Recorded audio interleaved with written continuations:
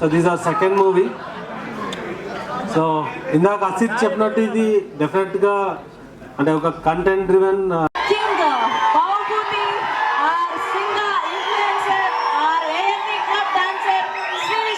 మాట్లాడవలసిందిగా రిక్వెస్ట్ చేస్తున్నాం.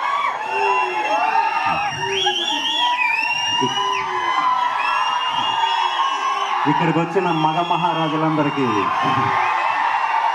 అట్లాగే మగటం సరే జస్ట్ రీడింగ్ అనుకోండి.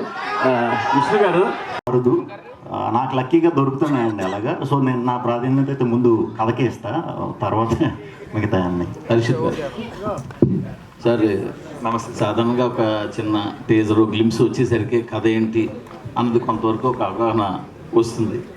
మీరు కూడా కొంచెం లీడ్ ఇస్తారు, మాకు కూడా వస్తుంది. బట్ ఇంతవరకు వచ్చిన గ్లిమ్స్ కానీ ఈ టీజర్ కానీ అసలు కథ ఏంటి అన్నది వెళ్ళకుండా ఏదో డిఫరెంట్ ఫీల్ చేసి చాలా ఇంట్రెస్ట్ క్రియేట్ చేస్తున్నారు. అసలు ఒక్క లైన్లో చెప్పాలంటే కథ ఏంటి అంటే మీరు అన్నది అది పాజిటివ్గానే తీసుకుంటాం సార్, ఎందుకంటే కథ ఇంకా 100% పాజిటివ్. ఓకే, ఒక లైన్లో కథ అంటే నేను విష్ణు గారికి కూడా చెప్పలేకపోయినది. ఒక 2 గంటలు పట్టింది ఇది కథ పూర్తిగా. బట్ ఆడమగ అనేది boiling down to that always ఆ జెండర్ వార్. సో నేను స్పెసిఫిక్గా అన్నాను కానీ బట్ అది ఈ తరంలో ఎలా ఉందో ఒకప్పుడు అలానే ఉండేది. బట్ మాతృస్వామ్యం అనే దాంతో ఓపెన్ చేశాం. సో మాతృస్వామ్యం అంటే ఇప్పుడు పితృస్వామ్యం. మనం ఇందాక మ్యామ్ అడిగినట్టు అందరికి ఇంటి పేర్లతో సహా అన్ని నాన్నలు ఇలావే ఉన్నాయి. అప్పట్లో అలా ఉండేవి కాదు కొన్ని ఏరియాస్లో.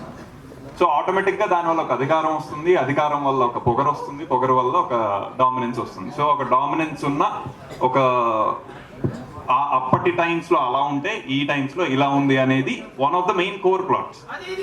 ఇప్పటికీ శ్రీ విష్ణు గారు అంటే మీరు ఇప్పుడు తీసుకున్న సబ్జెక్ట్, సక్సెస్ఫుల్ హీరోగా తీసుకున్న సబ్జెక్ట్ అయితే ఒక అంటే ధైర్యం అని చెప్పాలి. సో ఎందుకంటే జెండర్ కి సంబంధించి చెప్తున్నారు. బేసికల్లీ స్టోరీ అంతా 2.5 గంటలు చెప్పి ఎండింగ్ లో లేడీస్ గ్రేట్ అని వదిలేస్తారు. నిజంగా గ్రేట్ అని చెప్తారా లేకపోతే ఏంటి అసలు? లేదు అంటే మాకు హ్యాపీనెస్ ఇవ్వడానికి వదిలేస్తారు అలా ఎండింగ్ లో? లేదు లేదు, అలాంటి టాక్టిక్స్ ఏమి ఆడ గొప్ప మగ గొప్ప అది కాదండి. చాలా అందరూ ఈ ప్రజెంట్ డేస్ లో అందరూ సాటిస్ఫై అయ్యే ఇదే ఉంటుంది అనమాట. ఎండ్కి వచ్చేసి అంటే స్టోరీ చెప్పినప్పుడు నరేట్ చేసినప్పుడు ఒప్పుకోవడానికి ఆ లైన్ కొంచెం టిపికల్ అనిపించిందా? ఎట్లా అనిపించింది మీకు అసలు? నాకు ఆశ్చర్యం వేసిందండి. చెప్తున్నాను కదా, కథ ఎంతసేపు అంటే దీన్ని అంటే ఇది సినిమా కింద చెయ్యొచ్చా అనే ఆలోచన ఎప్పుడైతే వచ్చిందో హసిత్కి నాకు నిజంగా ఆశ్చర్యపడ్డా. అబ్బా అంటే ఇలా కూడా ఆలోచించవచ్చా అని నిజంగా థ్రిల్ అయ్యానండి. దానికి తోడు ఆ కథలో ఉండే లేయర్లో దాని తర్వాత ఒకటి వచ్చే విధానం, ఆ స్క్రీన్ ప్లే విధానం అది కూడా నాకు చాలా బాగా నచ్చింది. డెఫినెట్గా నేను అదృష్టం అనుకున్నానండి అంతే. అయితే మీ డైలాగ్ డెలివరీ విషయానికి వస్తే కనుక లాస్ట్ మూవీలో కొంచెం ఫాస్ట్గా వచ్చేసి డైలాగ్స్ అన్ని కూడా కొంతమందికి అర్థం కాలేదు, కూడా కొంచెం మెట్టు దిగింది. స్టోరీ చాలా బాగుంది, సినిమా చాలా బాగుంది. బట్ దీన్ని ఎట్లా చూస్తారు? ఈ సినిమా విషయంలో పౌరాణిక పాత్ర టైప్లో కూడా వెళ్ళారు. మరి మీ డైలాగ్ డెలివరీ విషయంలో ఏం చేస్తారు? చూస్తారు.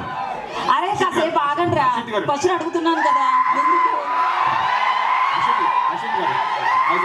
ఈ సినిమాకి తెలుగు సినిమా అని అంటున్నారు, కానీ స్వాగ్ అని ఎందుకు పెట్టవలసి వచ్చింది తెలుగు?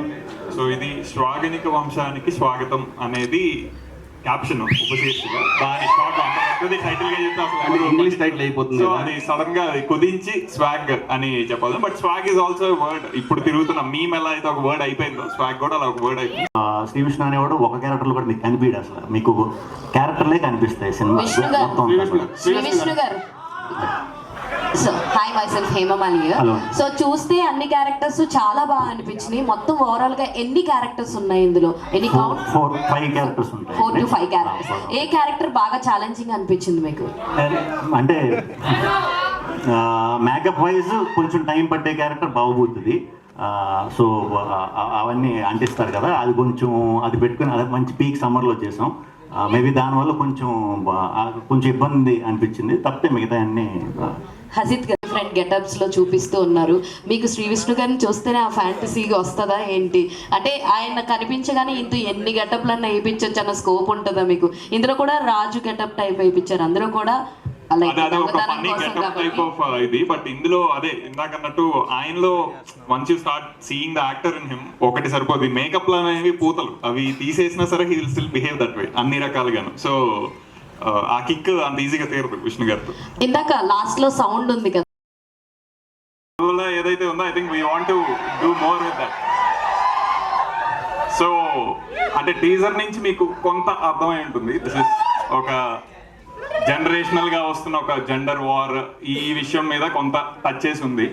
బట్ మనోడు అన్నట్టు this is very small facet, చిన్న పార్శ్వం మాత్రమే. ఇంకా అతి తెలుగు వెళ్తే మీ సగం మందికి అర్థం కాదు, ఇవన్నీ వస్తాయి నాకు ఫీడ్బ్యాక్. సో బట్ ఇది still we are maintaining this as అచ్చ తెలుగు సినిమా. ఎందుకంటే ఇది తెలుగులో, అంటే ఇది ఇందులో ఉన్న విషయం కొంత చెప్పాం, ఇందులో ఇంకా చాలా ఉంది. అది సినిమాల్లో చాలా తక్కువ చూసాం, ఇళ్లల్లో మన తరతరాల్లో అన్ని తెలిసిన విషయాలే. So I think eventual content ఇంకా చాలా ఎక్కువ మాట్లాడుతుంది, అది కూడా చేద్దాం. నువ్వు ఏ టికెట్ బుక్ చేసుకుంటావు నాకు చెప్తే నేను అక్కడ ఏ కార్నర్ సీట్ అనేది. సో అది విశ్వ సార్ చెప్పాలి, అక్కడ ఇస్తున్నారా లేదా థియేటర్ని, దాన్ని బట్టి. సో ఐ థింక్ ఇప్పుడు ప్రస్తుతానికి నేను ఇది జెండర్ వార్ ఉన్న మూవీ, ఉన్న కథగా పెడుతున్నాను. But there is lot more to it. ఇంకా నేను ఇది అతి అవ్వదు అనుకుంటే ఐ థింక్ ఇండియన్ కంటెంట్ లో సోఫార్ ఇప్పటి వరకు ఇది రాలేదు. అండ్ దిస్ ఇస్ ఇది అతి కూడా కాదు, ఇది రాలేదు, very clear. But very rooted cinema is all I can say. Very rooted story. అందరూ మన